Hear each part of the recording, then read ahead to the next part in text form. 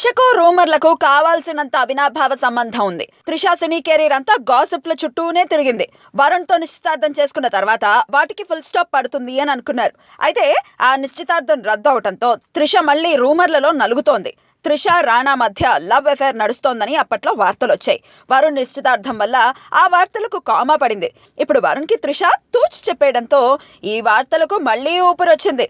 త్రిష మళ్ళీ రానాతో ప్రామాయణం మొదలెట్టిందని, వీళ్ళిద్దరూ ఇప్పుడు నిత్యం టచ్లో ఉంటున్నారని టాలీవుడ్ టాక్. ఇటీవల నాయకి ప్రమోషన్ కోసం హైదరాబాద్ వచ్చిన త్రిష రానాని కలుసుకుందని, రానా త్రిషకు గ్రాండ్గా పార్టీ ఇచ్చాడని టాలీవుడ్ టాక్. దాంతో మళ్ళీ త్రిష రానాల మధ్య లవ్ అఫైర్ మొదలైందని, వీళ్ళిద్దరూ పాత ప్రామాయణంలో కొత్త చాప్టర్లు రాస్తున్నారని లవ్లీ గుసగుసలు వినిపిస్తున్నాయి.